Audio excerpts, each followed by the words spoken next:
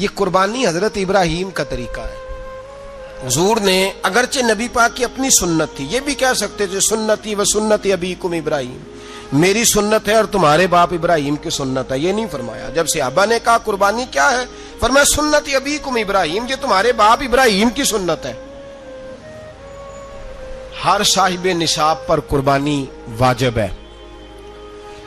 جو زکوٰۃ کا نصاب رکھتا ہو اس پر قربانی واجب ہے، یعنی ضروریات سے زیادہ اتنے پیسے، جتنے پیسوں سے زکوٰۃ فرض ہوتی ہے اتنے پیسے جس آدمی کے پاس قربانی سے پہلے پہلے آ جائیں اس آدمی پر قربانی کرنا واجب ہے. بکرا، چھترا، دمبا 1 سال کا یا دمبا 6 مہینے کا ہو پر اتنا بڑا محسوس ہوتا ہو کہ لگے کہ 1 سال کا ہے، اس کی قربانی ہو سکتی ہے. جانور میں کوئی عیب نہیں ہونا چاہیے، اتنا کمزور نہ ہو کہ ذبح جہاں اسے کرنا ہے وہاں وہ چل کے جا نہ سکے، اتنا کمزور جانور نہ ہو، اس کے اندر بظاہر کوئی اتنا بڑا نقص نہ پایا جاتا ہو، کانا نہ ہو، لنگڑا نہ ہو، کوئی اس کی ہاتھ نہ کٹے ہوئے ہوں، ایسا نقص جو واضح ہو. بکرا 1 سال کا، گائیں اور بھینس یہ 2 سال کی، اونٹ 5 سال کا. اب اس میں یہ ہے کہ ہمارے بہت سارے دوست، چونکہ ہم دیہاتی لوگ ہیں تو پوچھتے ہیں کہ دوندا نہیں ہے تو چوگا نہیں ہے، تو یہ ہماری پنجابی کی اصطلاحات ہیں. پنجابی کی شریعت اسلامیہ نے سال بتائے ہیں، یہ تو ہم نے اپنی آسانی کے لیے یا دیہاتوں میں جو ماحول تھا اس طرح کا جانور لیں، خوبصورت جانور لیں. جو نصاب ہے وہ بھی میں نے آپ کو بتایا، لیکن ایک اور پہلو بھی ہے. نبی پاک صلی اللہ علیہ وسلم پہ زکوٰۃ کبھی فرض نہیں ہوئی، کبھی حضور پہ زکوٰۃ فرض نہیں ہوئی. نبی پاک صلی اللہ علیہ وسلم کے پاس اتنا سرمایہ کبھی اکٹھا ہوا ہی نہیں کہ زکوٰۃ فرض ہو. لیکن نبی پاک کے صحابہ فرماتے ہیں کہ مدینے کے 10 سالوں میں اللہ کے رسول نے ہر سال قربانی فرمائی ہے، ہر سال قربانی دی. اور جس سال حضور حج کرنے گئے اس سال اللہ کے نبی نے 63 اونٹ ذبح فرمائے. اور حضور صلی اللہ علیہ وسلم جب اونٹ ذبح کرنے لگتے نا تو صحابہ کہتے ہیں اونٹ خود دوڑ کے حضور کے سامنے آ کے لیٹ جاتا اور نبی پاک اسے ذبح کرتے اور فرماتے ہیں ایک دوسرے کو دھکے دیتے اونٹ کے، پہلے میں نے جانا ہے ذبح ہونے کے لیے، پہلے میں نے. انہیں پتا تھا کہ جو مصطفیٰ کے ہاتھوں ذبح ہوگا وہ تو دائمی زندگی پا جائے گا، یہاں بھی وہاں بھی زندہ. 63 اونٹ ذبح کیے. ایک اونٹ میں کتنی قربانیاں ہوتی ہیں؟ 7.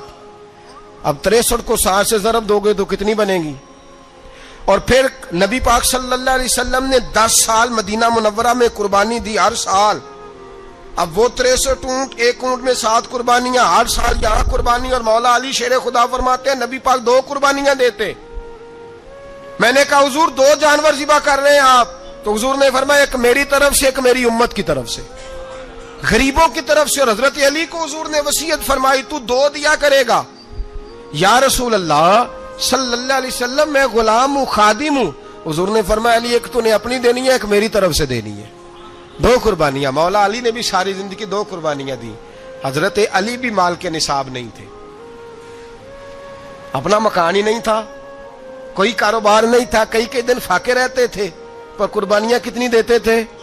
2. ہمارے پاس ویسے اگر سسرال میں، میکے میں، کزنوں میں کچھ شادی ہو جائے تو 50-60 ہزار کا خرچہ برابر ہے، وہ پکا ہے. اور قربانی کی باری غریب ہو گئے، سارے غریب ہو گئے، کہتے نہیں یہاں مشکل ہے. او خدا کے بندے، اللہ کے ساتھ تجارت کر، اس کے رستے میں 1 دے گا، رب تجھے 70 گنا اضافہ کے ساتھ عطا فرمائے گا. قربانی مال کے نصاب پہ ہے. کوشش کیا کریں کہ اللہ کے رستے میں جب دینا ہو پھر لیت اللہ سے بچیں، خوبصورت جانور لائیں. جن کو اللہ نے توفیق دی ہے ان کے لیے نصیحت ہے، جن کو اللہ نے توفیق دی. میں نے اپنے حضرت صاحب کو دیکھا ہے، وہ کہتے تھے کئی جانور اللہ نے بڑا نوازا ہے. کہتے ایک میرا ہے، ایک میرے ماں کا، ایک میرے باپ کا ہے، ایک میرے فلاں استاد صاحب کا، ایک میرے پیر صاحب کا ہے. یہ جانور غوث اعظم جیلانی کا نام کا دے رہا ہوں. اور پھر ایک بڑا خوبصورت جانور بندہ ہوتا اور حضرت خود ان کو چارہ ڈال رہے ہوتے. تو حضور یہ کیا ہے؟ فرمانے لگے یہ میں رسول اللہ کے نام پہ قربان کروں گا، یہ نبی پاک کے نام پر قربان کیا جائے گا. جن کو اللہ نے حیثیت دی ہے وہ کوشش کریں اپنے محبوب کی طرف سے بھی قربانی کریں، نبی پاک کے نام کی قربانی دے. خوبصورت سا جانور پیارا، پھر اس کی خدمت ہو، پھر اس کی قربانی دی جائے اور نبی پاک کے نام پر قربانی دی جائے. حضور نے خود وصیت فرمائی حضرت ابو بکر صدیق کو، قربانی بڑا حسین عمل ہے. اور میرے نبی پاک صلی اللہ علیہ وسلم نے ناراضگی بھی فرمائی، ذرا خوگر حمد سے تھوڑا سا گلا بھی سن لے. میرے حبیب نے فرمایا جو طاقت کے باوجود قربانی نہ کرے وہ ہماری عیدگاہ میں عید کی نماز پڑھنے نہ آئے, وہ نہ آئے. اور یا رسول اللہ جو کرے گا, فرمایا قربانی کے جانور کا خون کا قطرہ بعد میں زمین پہ گرے گا, اللہ اس کے سارے گناہ پہلے معاف فرما دے گا, اللہ اس کے سارے گناہوں کو بخشے گا. قربانی کریں, خوبصورت انداز میں کریں, اللہ کی رضا کے لیے. بزرگوں نے لکھا ہے 3 حصے کرو گوشت کے, ایک گھر میں رکھو, ایک رشتہ داروں میں بانٹو, پڑوسیوں میں بانٹو, اور تیسرا فقط غریبوں کو دو. لیکن میں اکثر یہ سوچتا ہوں کہ ہمارے ہاں قربانی کرتا ہی وہ ہے جن کے گھر میں ہر جمعرات کو چھوٹا گوشت پکتا ہے, اور جن کے گھر میں ہفتے میں 3 دفعہ مرغی کا گوشت پکتا ہے, وہی تو قربانی دینے کے قابل ہوتے ہیں. تو وہ بھی اگر قربانی کے بکرے میں سے بھی تیسرا رکھنا چاہیں تو اجازت تو ہے, میں نے کہا سارا رکھنے کی بھی اجازت ہے. لیکن اگر آپ مہربانی کریں, کوشش کریں کہ یار ہم تو سارا سال ہی کھاتے ہیں, اور ہمارے یہاں جو گوشت تقسیم ہوتا ہے نا وہ بھی باری لگی ہوئی ہے, ادھر سے پلیٹ آئی تھی گوشت کی تو ادھر سے بھر کے چلی گئی. بھئی اس نے کی ہے, اس کو بار بار گوشت دینے کا کیا مطلب ہے؟ آپ یہ دیکھیں عزیزوں میں, رشتہ داروں میں, اور میں اگر تھوڑا سا آپ کی توجہ کرانے میں کامیاب ہو جاؤں تو سفید پوش لوگوں کو دیکھیں. کچھ سفید پوش ہیں, سفید پوش جن کے اوپر قرضے ہیں, بیماریوں نے جکڑ لیا ہے, گھر میں بڑے بڑے سخت مریض آ گئے ہیں, سفید پوش پہلے دیا کرتے تھے. آپ ان سے پوچھتے ہیں صاحب قربانی, تو بات کو ٹالتے ہیں. وہ کہتے ہیں سوچ رہا ہوں کوئی حصہ ڈال جائے, پردہ پوشی کرتے ہیں, کہتے ہیں کہیں حصہ رکھا ہوا, پردہ پوش. اکثر وہ لوگ قربانی نہیں دے پاتے, اکثر دیا کرتے تھے اب نہیں دے پا رہے. کیوں؟ اس لیے کہ مشکلات ایسی آ گئیں. ان لوگوں کا خیال کریں, ان کے گھروں تک گوشت پہنچا کے آئیں, ان پر توجہ کریں. وہ سفید پوش آدمی کبھی ذکر نہیں کرے گا. کچھ تو ایسے ہیں جو خود پہنچ جاتے ہیں کہ ہمیں گوشت دیا جائے, لیکن کچھ سفید پوش ہیں لا یسألون الناس الحافا.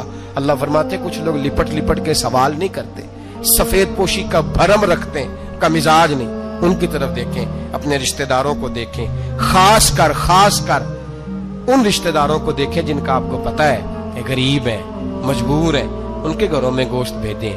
غریب بیٹیوں, غریب بہنوں کا خیال کریں, اس طرف متوجہ ہوں, ان کے ساتھ اس نے سلوک کریں. صحابہ نے قربانی کے بارے میں حضور سے پوچھا ما هذه الاضحیہ, یا رسول اللہ صلی اللہ علیہ وسلم یہ قربانی کیا ہے؟ تو فرمایا سنت ابیکم ابراہیم, یہ تمہارے باپ حضرت ابراہیم کا طریقہ ہے, یہ تمہارے باپ حضرت, حالانکہ قربانی نبی پاک صلی اللہ علیہ وسلم کا بھی طریقہ ہے, لیکن فرمایا تمہارے باپ حضرت ابراہیم, حضرت ابراہیم کے ذکر کو باقی رکھا. اللہم صلی علی محمد وعلی آل محمد کما صلیت علی ابراہیم وعلی آل ابراہیم, ان کے تذکرے کو باقی رکھا. دین کے حکم ہو گیا ابراہیم علاقہ چھوڑ دو. حضرت ابراہیم علیہ السلام وہاں سے نکل کے مصر آئے, چچا کے پاس ٹھہرے. انہوں نے اپنی بیٹی جناب سارہ کا نکاح کر دیا. کچھ آگے بڑھے تو ایک ظالم بادشاہ سے ٹکرائے. اس نے ایک شہزادی, ایک بادشاہ کی بیٹی قید کی ہوئی تھی, جناب ہاجرہ نام تھا, ان کو قید سے چھڑا کے ساتھ لائے. حضرت لوط علیہ السلام بھی ساتھ. یہ 4 لوگوں کا قافلہ چلا, فلسطین میں جا کے پڑاؤ ڈالا, گھر بار چھوڑا, تبلیغ شروع ہوئی.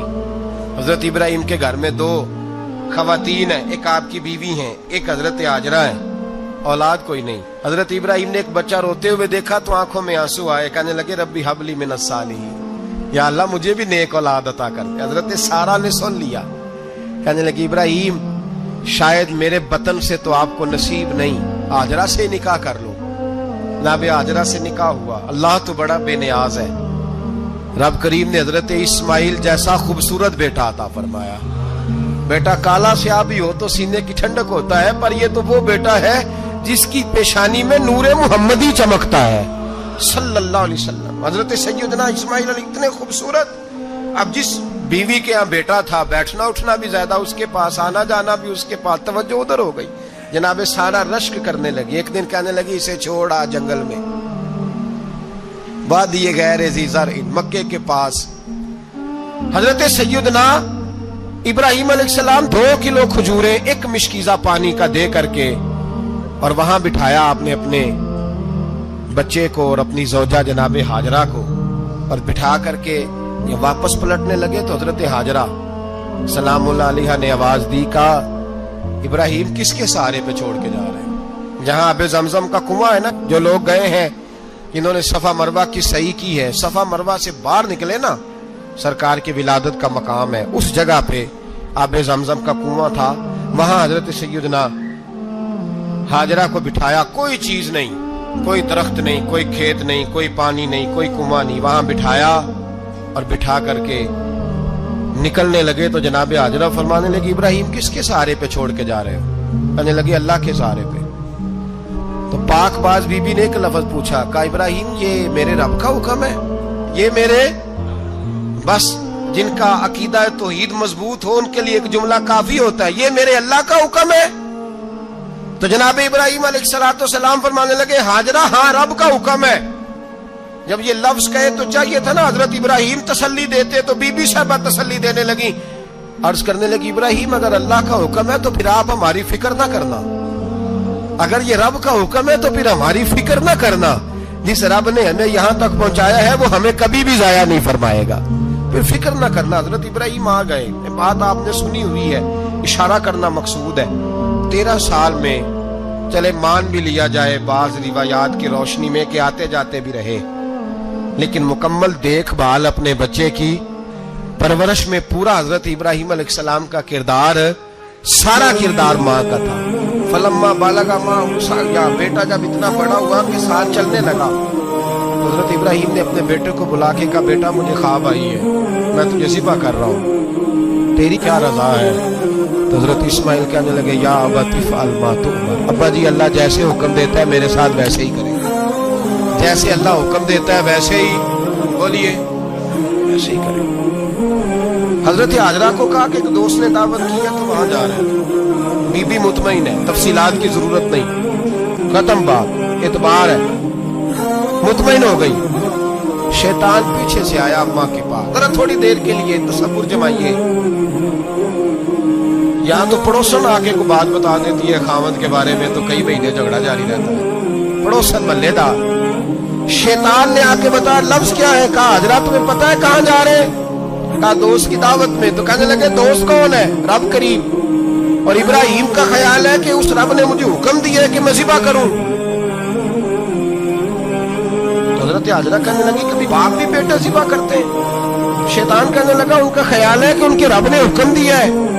جناب ہاجرہ فرمانے لگی اگر رب نے حکم دیا تو پھر تو مجھے شیطان لگتا ہے، تو مجھے شیطان لگتا ہے، کیا مطلب؟